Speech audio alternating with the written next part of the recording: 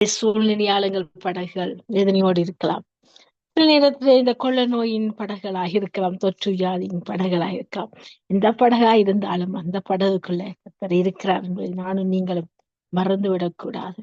வார்த்தையை எடுப்போம், வார்த்தையானவர் கிரியை செய்வார். வார்த்தை வாதையும் கூடாரத்தை அணுகாது, பொல்லாப்பு நேரிடாது என்று சொன்னவர். உன் பக்கத்தில் 1000 பேர், உன் வலது பக்கத்தில் 10,000 பேர் விழுந்தாலும் அது உன்னை அணுகாது என்று சொன்னவர். அணுகாதபடிக்கு அப்பால் படகுக்குள் இருக்கிறார். அது எந்த சூழ்நிலை போராட்டம் வந்த எல்லாவற்றையும் வார்த்தையால செய்வோம். வார்த்தையானார் நம்முடனே, எமக்குள்ளே, எம் படகிலே, என் தனத்துக்குள்ளே, அந்நினைவுக்குள்ளே அவர் இருக்கிறார். அவர் தான் அந்த படகை அழைச்சவர். அக்கறைக்கு போவோம் என்று சொல்லி அக்கறையாக நம்மை அழைச்சவர். உலகத்துக்குள்ளே இருந்தாலும் நாங்கள் உலகத்தவர் அல்ல, நாங்கள் அவருடைய பிள்ளைகள், தெரிந்து கொண்ட பிள்ளைகள். இப்ப அழைச்சவர் எங்கள் படகில இருக்கிறார். நிச்சயமாக கரை சேர்த்திடுவார், கலங்காதே. ஆமென். அருமையான வார்த்தையின் வெளிச்சம். உண்மையிலே எவ்வளவுதான் அந்த வார்த்தையை நாங்கள் மீண்டும் மீண்டும் மீண்டும் படிச்சாலும், தெரிந்த வார்த்தை என்று கூட நினைச்சாலும், புதிய வழிபாடுகளோடு ஆவியானவர் எங்களுக்கு அந்த சூழ்நிலைக்கு ஏற்ற வார்த்தையை தந்து எங்களை தட்டி எழுப்புகிறார் எங்கள் விசுவாசத்தை. அதை நாங்கள் மறந்து விடக்கூடாது. ஆமென். புதிய வழிபாடுகளை கர்த்தர் தினமும் தருகிறார். புதிய திறந்த புத்தகமாக நாங்கள் எப்பொழுதும் இருப்போம். புதிய பலகையாக மாற்றுவோம். அவர் கொடுக்கிற வார்த்தையை நித்தமும் எழுதுவோம். விசுவாசத்தில் அறிக்கை நிச்சயம் எடுப்போம். இந்த வார்த்தை எனக்கு ஆசீர்வாதமாக, உங்களுக்கும் ஆசீர்வாதமாக இருந்திருக்கு. மற்றவர்களுக்கும் இந்த வார்த்தையை அறிமுகப்படுத்துங்கள், அனுப்பி கொடுங்கள். அவர்களும் இந்த வார்த்தையின் வெளிச்சத்தில வெளிப்பாடுகளை கற்றுக்கொள்ளட்டும். அவருடைய படகளும் அக்கறைக்கு போவோம் என்று அக்கறையா அழைச்சவர் இன்னுக்குள்ளதானே இருக்கிறார்னு சொல்லி அவர்களுடைய விசுவாசம் தட்டி எழுப்பப்படட்டும். இந்த நாளத்துல, இந்த மாலை நேர நித்திய வெளிச்சத்தின் நேரத்துல வார்த்தையின் வெளிச்சமாக மாறட்டுவன். ஆமேன். ஒரு விடுதலை வெளிச்சமாக கூட மாறட்டும். கர்த்தர் நாமம் மகிமைப்படுவதாக. ஆமேன். சரியா, டொரண்டோ நேரம் 8:29. நாங்கள் வார்த்தையின் வெளிச்சத்தோடு இணைந்திருக்கிறோம். கர்த்தர் நல்லவர், பெரிய காரியங்களை செய்கிறார். அடுத்ததாக வார்த்தையின் வெளிச்சத்தோடு உங்கள் சகோதரி இணைகிறேன். என்னோட இணையுங்கள். கர்த்தர் நாமத்தை நாங்கள் மகிமைப்படுத்துவோம். ஆமேன். நாங்கள் ஜெபிப்போம். கர்த்தர் கொடுத்த எல்லா சலாக்கியத்தை நேரத்துக்காக சொல்லி நாங்கள் ஜெபிப்போம். சோஸ்திரம் ஆண்டவரே, நன்றி தகப்பனே, நன்றி அப்பா. இரக்கமும் கிருபையும் இந்த நல்ல தகப்பனே, இந்த வார்த்தையின் வெளிச்சத்துக்காக உமக்கு நன்றி, நன்றி, நன்றி அப்பா. கோடி கோடி சோஸ்திரம். இந்த நாளும் கிருபியாய் இந்த நேரத்தை தந்தீரே, உமக்கு நன்றி கத்தா. இந்த சங்கம் வானொலிக்காக நாங்க நன்றி செலுத்துறோம் அப்பா. திறந்த வாசல் எங்களுக்கு முன்பாக வைத்திருக்கிறீரப்பா. அந்த வாசலுக்காக நன்றி ஆண்டவரே. அந்த வாசல் ஸ்தலத்துக்குள்ள நுழையறதுக்கு பரிசுத்தம் ஒன்றே அலங்காரம் ஆண்டவர். அந்த பரிசுத்த அலங்காரத்துக்குள்ள நாங்கள் பரிசுத்த அலங்காரம் நுழையும்படியாக எங்களை பரிசுத்தப்படுத்தும், தகுதிப்படுத்தும். இந்த வேலையை ஒப்பு கொடுக்கும் தகப்பனே. அடிமை மறைத்து நீங்க வெளிப்படுங்க. என் வாயின் வார்த்தை, என் இருதயத்தின் தியானம் ஒரு சமூகத்துக்கு பிரதியாயிருப்ப நீர் எவ்வளவேனும் பெருகணும் சிறுகணும் அப்பா. இந்த வானொலிக்குள்ள உங்களை கருத்தை தருகிறோம். சங்க வானொலி ஆசிரியத்தை செபிக்கிறோம் இயேசுவி நாமத்தினால். அந்த ஊழியர் ஸ்தாபனமான அவருடைய மனைவி பிள்ளைகளுக்காய், அவருடைய உறவுகளுக்காய், அவருடைய இணைந்து ஊழியர்களை செய்யற எல்லா ஊழியர்களுக்காக நன்றி செலுத்தி உடைய கரத்தில் ஒப்பு செபிக்கிறோம். அவர்களை ஆசீர்வதிங்க, குடும்பங்களை ஆசீர்வதிங்க, சபை ஊழியங்களை ஆசீர்வதிங்க, கையிட்டு செய்ற எல்லா காரியங்களையும் ஆசீர்வதிங்கப்பா. உடைய கிருபையின் கரம் தாங்கி நடத்தும்படியா செபிக்கிறோம் இயேசுவின் நாமத்தினால். மாலை நேர நித்திய வெளிச்சத்தின் பகுதியும் ஆசீர்வதித்த கிருபைகளுக்கா நன்றி செலுத்துறோம். ஊழியரா மகேந்திரையாக்கா நன்றி செலுத்துறோம். அவருடைய இணைந்து ஊழியங்களை செய்யற எல்லா ஊழிய தாசர்களுக்கு நன்றி செலுத்துறோம். உடைய கரத்துல ஒவ்வொருவரையும் ஒப்பு கொடுக்கிறோம். குடும்பங்களாய், சபையாய், ஊழியங்களை ஆசீர்வதிகளை விசாலப்படுத்துகிறார் இயேசுவின் நாமத்தில். ஆசீர்வதி ஜெபிக்கிற கேட்டுக்கிற அன்பு நேர்களுக்காய் ஜெபிக்கிற மறுவழிப்பை கேட்கப்படுற அன்பு நேர்களை திருக்கரத்துக்குள்ளாய் தருகிறேன். அவர்களை ஆசீர்வதிங்க கர்த்தாவே. என்னென்ன பாரத்தோடு, என்னென்ன வேதனையோடு, என்னென்ன கண்ணீரோடு, என்னென்ன சிறையிருப்போடு அந்த சிறையிருப்போடு மாறுவதா, உடைய வல்லமை கடந்து சென்று அவருடைய கண்ணீர்கள் கள்ளிப்பாவதா, புலம்பல் ஆனந்த கழிப்ப மாறுவதா, ஒடுங்கின ஆவிக்கு துதியினுடைய போர்க்கிறோம் இயேசுவின் நாமத்தினால். வெள்ளத்தை திருப்பது போல அவர் சிறையிருப்பு திரும்புவதாக இயேசுவின் நாமத்தில் கட்டளையிடுகிறேன் கத்தா. உடைய கரத்துல தருகிறேன் ஆண்டவர். ஒவ்வொரு பிள்ளைகளும் விடுதலையோடு, வெளிச்சத்தோடு, ஆசீர்வாதத்தோடு வாழ நீர் தெரிந்து கொண்டீர். அக்கறை கொண்டு அழைத்தவர் நீர் அல்லவா அப்பா. உடைய அழைப்பின் கரத்துக்குள்ள ஒப்புக்கொடு, அனைத்து கரத்துக்குள்ள ஒப்புக்கொடு. உடைய கரத்தின் நிழல்களை மறைத்துக் கொண்டு அழைய செய்து வழி நடத்தும். இயேசுவின் நாமத்தில் எல்லாவற்றையும் ஒப்பு கொடுத்து செபம் கேட்கிறேன். செபத்தைகளும் ஜீவனுள்ள நல்ல தகப்பனே, ஆமேன்.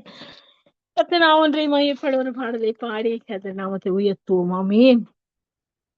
கர்த்தாவே உம்மை நம்பினவர் வெட்கமடைவதில்லை, உமக்காக காத்திருப்போர் சோர்ந்து போவதில்லை.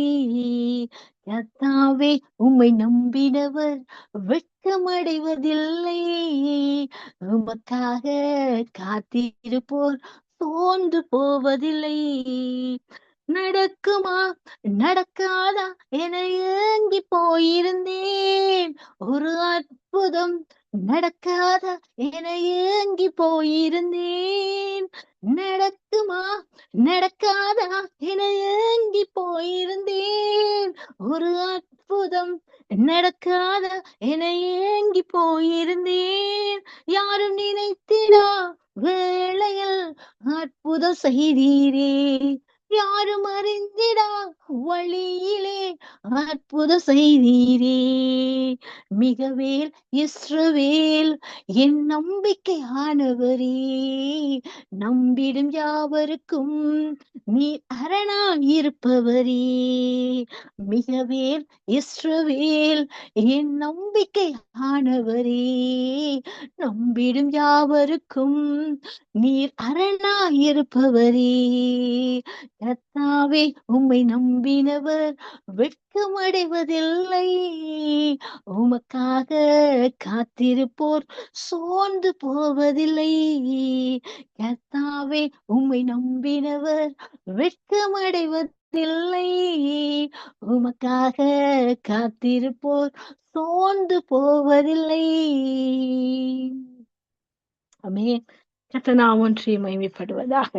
அவர்கள் அவரை நோக்கி பார்த்து பிரகாசம் அடைந்தார்கள், அவர்கள் முகங்கள் வெட்கப்படவில்லை. அப்படியாக அவர் வெட்கப்பட விட மாட்டார். அவரை நோக்கி பார்ப்போம். இதனாலும் என்னோடு பேசின வார்த்தை உங்களோடு பேசும் என்று நான் கர்த்தருக்கு விசுவாசிக்கிறேன். இப்படியாக அங்கே வார்த்தையின் தலைப்பு என்னவென்று சொன்னால், நித்திய ஆலோசனையும் தலைமுறையான நினைவுகளும். நித்திய ஆலோசனையும் தலைமுறையான நினைவுகளும். நித்திய ஆலோசனை நிச்சயமாக இன்றைக்கு நம்மை சுற்றி இருக்கிறவர்கள் எத்தனையோ ஆலோசனைகளை கொடுப்பார்கள்.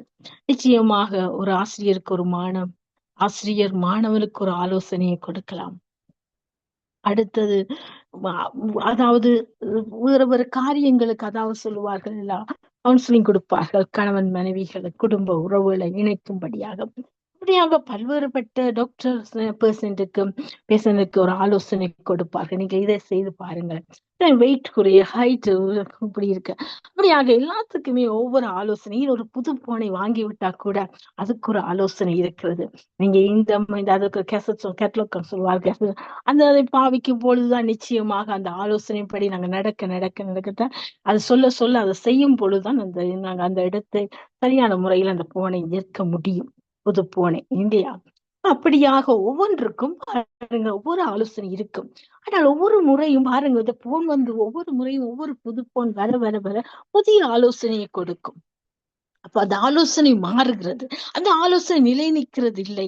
ஆனா பாருங்க நம்முடைய பரம தகப்பன் ஒரு ஆலோசனை கொடுக்க அது நித்திய ஆலோசனையா இருக்கும். இன்றைக்கு பாருங்க நம்முடைய கரங்கள் இருக்க இந்த பரிசுத்த வேதாமம் எங்களுக்கு அது நித்திய ஆலோசனை கொடுக்கும். அது மாத்திரம் அது தலைமுறையான நினைவுகள் ஆயிருக்கு. இன்னைக்கு நான் படிச்சுட்டு அடுத்தது இந்த பிள்ளை படிச்சு இந்த வாக்குத்தத்தத்தை அரைக்கவும், என் பிள்ளை படிச்சு முடிச்சு என்னுடைய பிள்ளை பேரப்பிள்ளை படிச்சு என்னுடைய கூட்ட பிள்ளை அப்படியே எங்கள் சந்ததி தலைமுறையாக அப்படியே அந்த நினைவுகள் அவரை சுற்றி இருக்கு. எங்கள் நினைவுகள் அவருடைய நினைவுகள் அல்ல, ஆனால் அவருடைய நினைவுகள் எங்களை நோக்கி பார்த்து கொண்டு. இதைத்தான் சங்கீதக்காரர் சொல்லுகிறார் பாருங்க. அது சங்கீத புஸ்தகத்துல சங்கீதம் 33ஆம் சங்கீதத்துல பாருங்க, அந்த வார்த்தை உங்களுக்கு வாசிக்கின்றேன். சங்கீதம் 33 10ஆம் வசனம் 11ஆம் வசனத்தையும் நான் உங்களுக்காக படிக்கின்றேன். சங்கீதம் 33 10ஆம் வசனமும் 11ஆம் வசனமும். கர்த்தர் ஜாதிகளின் ஆலோசனையை விருதாவாக்கி ஜனங்களுடைய நினைவுகளை அவமாக்குகிறார். ஏன் இதை செய்யறார் என்று சொன்னா, அங்கே அடுத்த வசனம் சொல்லுகிறது, கர்த்தருடைய ஆலோசனை நித்திய காலமாகவும் அவருடைய இருதயத்தின் நினைவுகள் தலைமுறையாகவும் நிற்கும். அல்லேலூயா. அப்ப பாருங்க, கர்த்தர் ஜாதிகளின் ஆலோசனை விருதா வீணாக்கி, ஜாதிகளின் ஆலோசனை, ஜாதிகள் யாரு? ஒரு கூட்ட ஜனங்க. ஜனங்கள் கூடிவிட்டா இவை இந்த ஜாதியாக்கள் இல்லையா? இவை இந்த ஜாதியா, இது அது பெலிஸ்திய ஜாதி, இது அமலேக்கிய ஜாதி, இது இந்த யூத ஜனத்தங்க. அப்படி ஒவ்வொரு ஜாதி கூட்டமாக ஜனங்கள் கூடி வரும். அப்ப இந்த ஜனங்கள் ஜாதிகளுடைய என்ன செய்யற ஆலோசனை விருதா. ஏன் அவருடைய ஆலோசனை நிலை நிற்கிறது இல்ல. மனுஷனுடைய ஆலோசனை காலத்துக்கு நேரத்துக்கு சூழ்நிலைக்கு ஏற்ற மாதிரி மாறும். அதனால தேவன் என்ன செய்யறார்? அதை விருதாவாக்கி ஜனங்களுடைய நினைவுகளை என்ன செய்யற? அவமாக்குற. ஏன் அவருடைய நினைவுகள் எப்படி இருக்குமா? அங்கே எலியா பாக்குறாரு அந்த ஜனங்களை, குந்தி குந்தி 2 நினைவுகள் இருக்கிற ஜனங்களை பார்த்தார். எலியா, நீங்கள் இதுவரைக்கும் 2 நினைவுகளை குந்தி குந்தி எழும். ஒன்று பாகால் தெய்வம், பாகாலுகிட்ட போங்க. கத்தர் தான் தெய்வம், கத்தர் இடத்துல திரும்புங்க. நீங்க கத்தரும் வேணும் பாகாலும் வேணும் என்று சொல்லி 2லயும் இருந்தா சொல்லுவார். 2 போட்ல நீங்க காலை வச்சா படகுல எப்படி இருக்கும்? 2 படகுல காலை வச்சா கடைசியில 2 படகு நடுவதான் நீங்க விழுந்து போவீர்கள். அப்ப எங்களால தூர பிரயாணம் போக முடியாது. அப்ப 2 தோணில நாங்கள் என்ன செய்யக்கூடாது? கால் வைக்க கூடாது. 2 நினைவுகள் நாங்கள் குந்தி குந்தி இருக்கக்கூடாது. அதுக்கான எலியா என்ன செய்யற? அங்க பலிபடத்தை செப்பனிட்டு பலி செலுத்தும் பொழுது அக்கினி இறங்கி என்ன செய்யுது? அந்த பலியை பட்சித்தது. அதுக்கப்புறம் அவர்கள் செய்த நினைத்தார்கள். அவர்கள் என்ன சொன்னார்களாம்? கர்த்தரே தெய்வம், கர்த்தரே தெய்வம் என்று சொல்லி அவர்கள் கர்த்தரை என்ன செய்தார்கள்? ஏற்றுக்கொண்டார்கள். அப்ப பாருங்க, இவரோட ஆலோசனை எப்படி இருந்தது? அழிந்து போற பொன்னும் வெள்ளிக்காக, அழிந்து போற மனுஷர் உண்டாக்கின விக்கிரகங்களுக்காக, மனுஷர் உண்டாக்கின பொருள் பண்டத்துகளுக்காக, அழிந்து போற இந்த பொன் வெள்ளிகளுக்காக இவருடைய ஆலோசனைகள் இருக்கின்றது. ஆனால் தேவனுடைய ஆலோசனையோ நித்திய காலமாயிருக்கிறது. அது தலைமுறை தலைமுறை நினைவுகளை கடந்து செல்கிறது. அப்ப அதைத்தான் ஏசாயம் புஸ்தகம் 28ஆம் அதிகாரத்துல 29ஆம் வசனத்தின் பின்பகுதி சொல்கிறது. ஏசாயம் புஸ்தகம் 28ஆம் அதிகாரம் 29ஆம் வசனத்தின் பின்பகுதி, அவர் ஆலோசனையில் ஆச்சரியமானவர், செயல்ல மகத்துவம் உள்ள. அப்ப ஆலோசனை ஆச்சரியமாய் செயல். நாங்க நினைக்கிறோம், அப்பா இப்படிதான் எங்க வாழ்க்கையை நடத்தி கொண்டிருக்காங்க. இல்ல, அது வேற, அது வேற. இன்னைக்கு ஒரு குருடனுக்கு எப்படி பார்வையை கொடுத்தார்? ஒரு குருடனுக்கு எப்படி பார்வையை கொடுத்தார்? 3 குருடர்களை பார்க்கிறோம். அந்த 3 குருடருக்கும் வித்தியாச முறையில பார்வையை கொடுக்கிறார். ஒரு குருடனுக்கு சேற்றை பூசி பார்வையை கொடுக்கிறார். ஒரு குருடனுக்கு என்ன செய்யறார்? கொஞ்சம் தூரம் தள்ளி நடந்து போய் அற்புதம் செய்யும்படியாக தன்னோடு கூட நடக்க வச்சு கொஞ்சம் தொலைவில கொண்டு போய் அவரை சுகப்படுத்துறார். அப்ப அப்பா செய்யற அற்புதம் எப்படி இருக்கிறது? நாங்க நினைக்கிறோம் பெருசா குளத்து முடவன் என்ன செய்தான்? ஒருவேளை குளங்கலக்கினா அந்த குளத்துக்கு முதல் போய் இறங்கினவன் தான் என்ன செய்வான்? சுகமடைவான். அவன் தான் ஆலோசனை, அவன் தீர்மானிச்சு டிசைட் பண்ணி என்ன செய்யறான்? அப்படியே நடந்து கொள்ளும் இருந்தான். ஆனா தகப்பனோ, இல்ல இல்ல மகனே, நானே வந்து இறங்கி உனக்கு நான் விடுதலை, உனக்கு நான் விடுதல். அப்பா என்ன செய்யறாரு? டிரெக்டாவே அப்பா நேரடியாவே இறங்குகிறார். அப்ப ஜனங்களுடைய ஆலோசனை என்ன செய்யறாங்க? விருதாவாக்குறது. அப்படி யோசிக்க, நான் இந்த ஆலோசனை ஆச்சரியம், நான் ஆச்சரியமான முறையில ஆச்சரியமான காரியத்துல நான் அவங்களுக்கு செய்வேன். அப்ப அவர் ஆச்சரியமான செயலை செய்யறார். அவர் ஆலோசனையில் ஆச்சரியமான அந்த செயல் மகத்துவம் உள்ளது, மாறாதது, மகிமை வெளிப்படுற செயல்களா இருக்கிறது. அப்போ அவர் அதனாலதான் சொல்றார், நான் என்ன செய்யறேன்? ஆலோசனை நித்திய காலமா இருக்கும். அவருடைய இருதயத்தின் நினைவுகள் தலைமுறை நித்தும். யாருக்கு செய்வாரா? தன்னுடைய ஜனங்களுக்கு செய்வார். அவர் தெரிந்து கொண்ட ஜனங்களுக்கு செய்கிறார். அது மாத்திரமல்ல, தன்னை சொந்தமா ஏற்றுக்கொண்ட ஜனங்களுக்கு செய்வார். அப்ப தன்னை ஏற்றுக்கொண்டு தன் ஆலோசனை கேட்டு அதன்படி நடக்கிற தன்னுடைய பிள்ளைகளுக்கு அவர் விசேஷித்தமா நித்திய ஆலோசனை நித்தமும் கொடுக்கிறார். அதை நாங்க மறந்து விடக்கூடாது. நித்தமும் கொடுப்பா. நீங்க ஆலோசனை தாங்கப்பா இந்த காரியத்துக்கு என்று சொல்லி அவர் சமூகத்துல அவர் பாதத்தில் அமரும் போது நிச்சயமாக அங்கே அவர் ஆலோசனை கொடுத்து அவர் நடத்திருத்தவனா இருக்கிறார். அதைத்தான் அங்கே சங்கீதக்காரர் சொல்லுகிறார். அதே தாவீது சொல்லுகிறார்.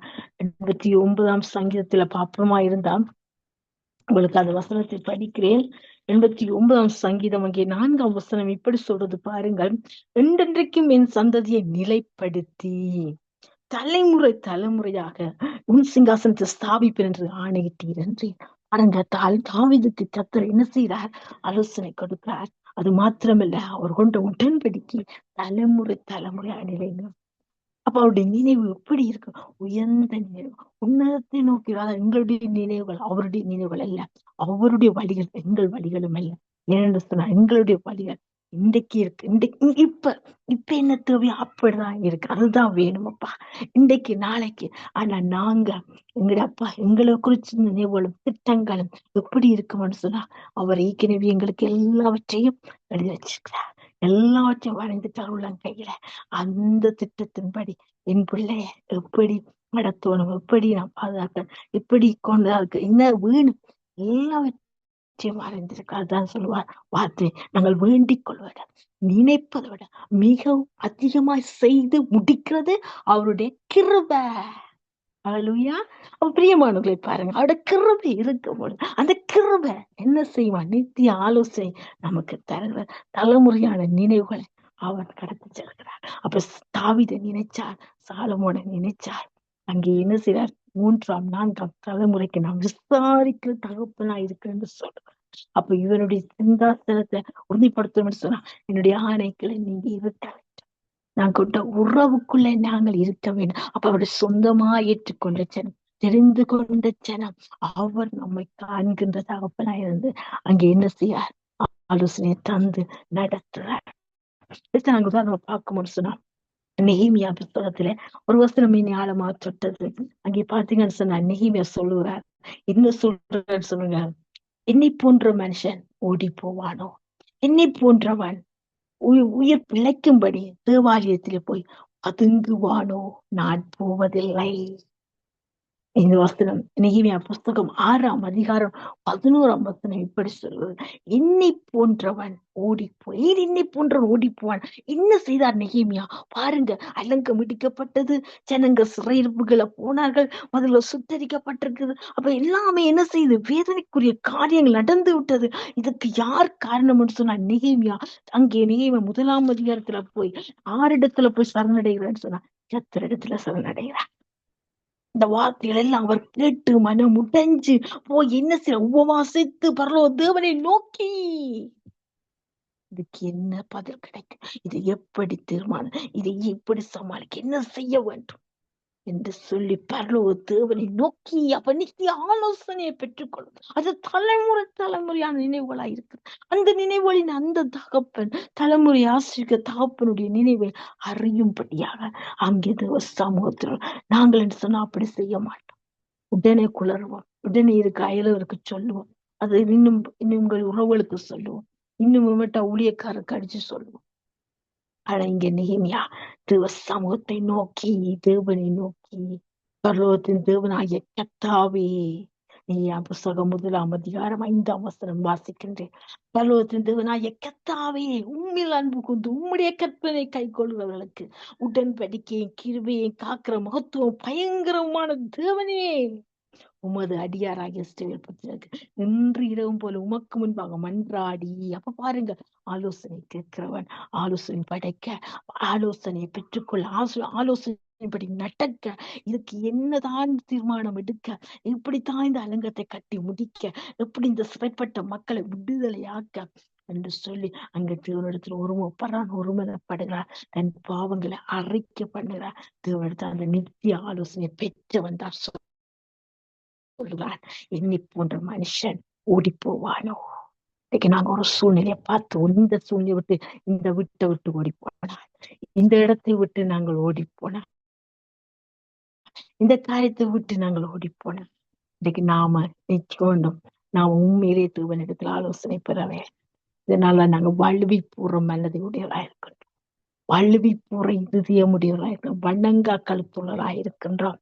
ஏனென்று சொன்னால் மனுஷருடைய ஆலோசனை நடக்கிறவளா இருக்கிறோம். அதனால மனுஷர் மாறி மாறி இவர்கிட்ட ஆலோசனை கேட்டா, இந்த ஆலோசனை கேட்டா, இந்த காரியத்தை இப்படி செய்யலாம், அந்த காரியத்தை அப்படி செய்யலாம், இவரிட போய்க்கும் என்று சொல்லி நாங்க மனுஷன் நோக்கி அந்தந்த தேவைக்கேற்ற அந்தந்த ஆலோசனை பெற அந்தந்த மனுஷர்களை நாடு. இல்லை இல்லை, நானும் நீங்கள் அழைக்கப்பட்ட தேவ பிள்ளை, நானும் நீங்கள் பிரியமானவர்களே, அவருடைய சமூகத்தை நாடி அவரோடு உருவகப்படுத்தி அவருடைய பாதத்துல இருக்கும் போது நிச்சயமா நாங்க சொல்ல அந்த சூழ்நிலையை பார்த்து நான் ஓடி போவதில்லை, நான் ஒளிஞ்சு போவதும் இல்லை, நான் ஒளிவதும் இல்லை. இந்த பிரச்சனை தான் என்னை விட்டு ஒழியும், இந்த சூழ்நிலை மாறும், எனக்கு வர எல்லா சவால்களை நான் ஜெயிப்பேன், நான் நிற்பேன். ஏனென்ற நித்திய ஆலோசனை அந்த கர்த்தர் என்னோடு இருக்கிறார். அந்த கண்மலையான எனக்குள்ள இருக்கிறார்.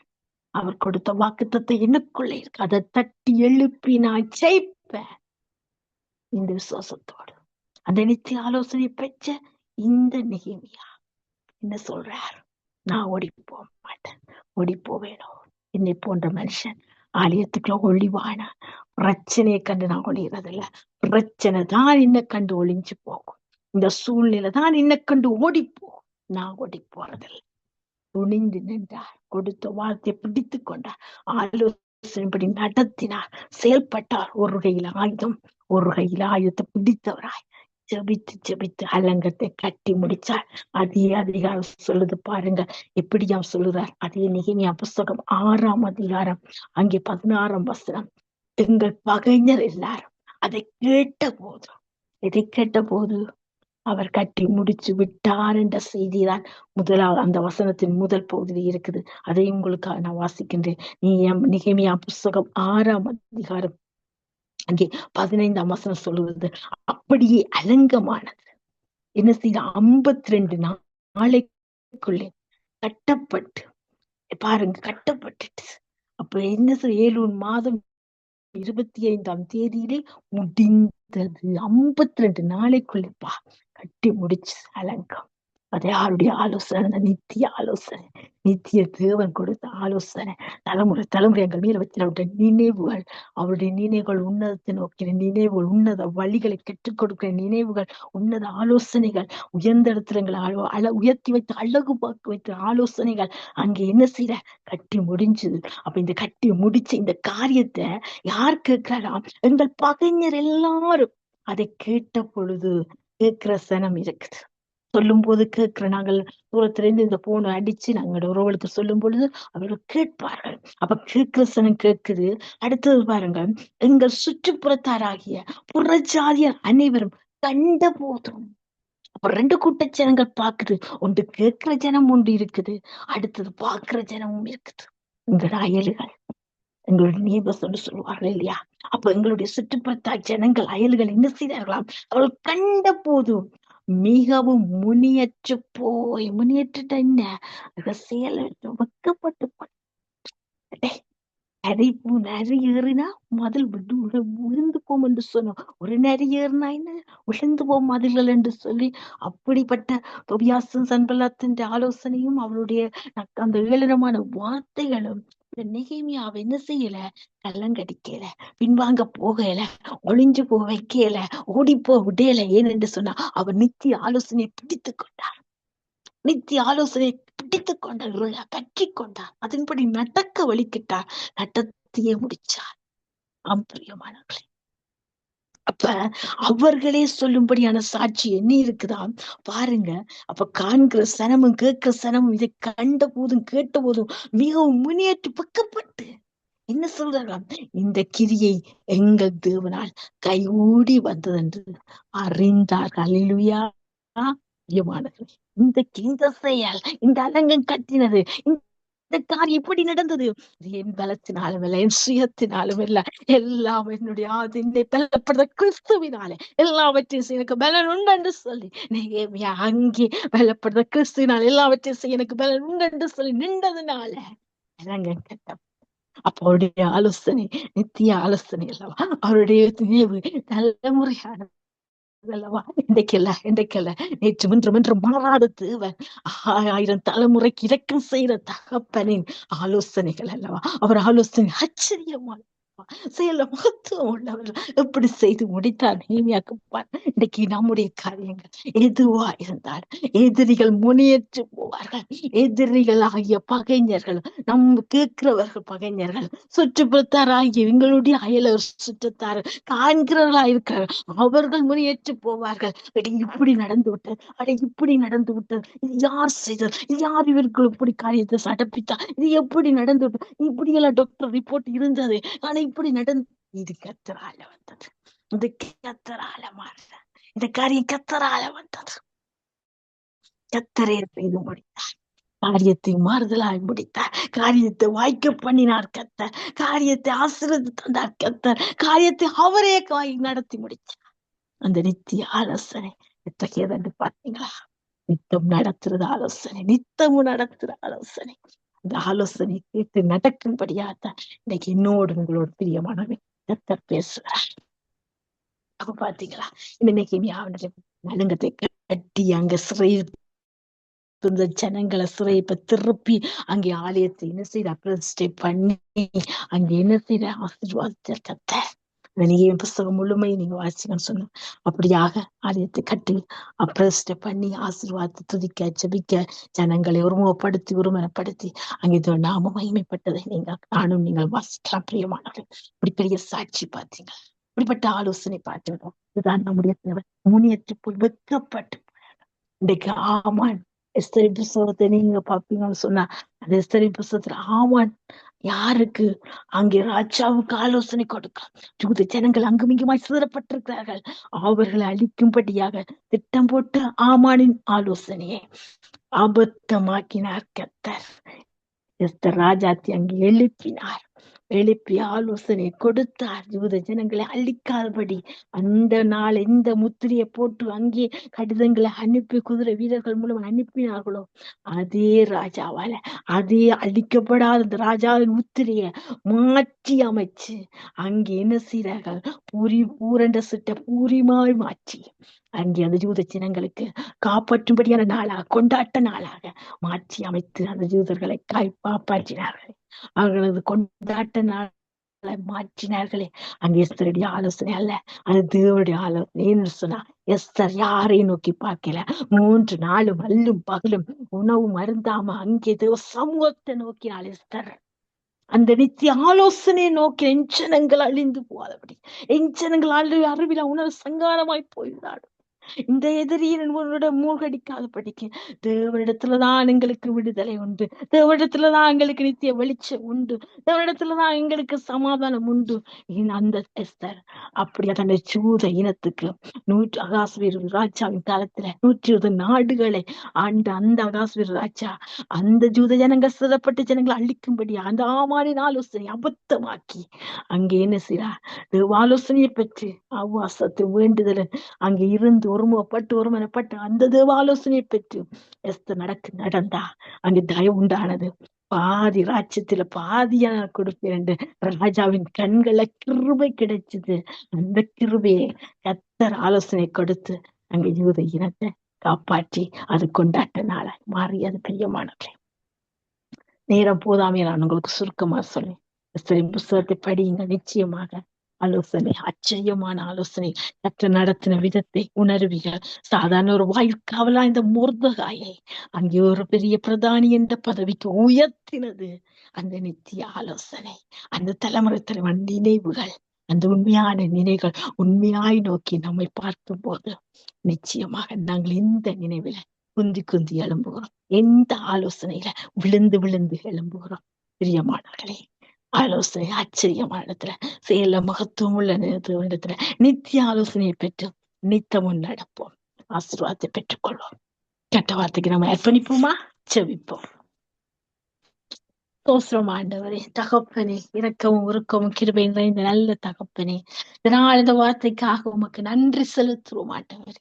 அப்பா, உம்முடைய நித்திய ஆலோசனை பெற்று தலைமுறை எங்கள் மீது நீ வைத்துக்க நினைவுகளை அறிய இன்னும் உம்முடைய பாதத்துல அமர்ந்திருந்து நீரே தேவன் என்று கற்றுக்கொள்ள இந்த ஆலோசனை ஆச்சரியமானது.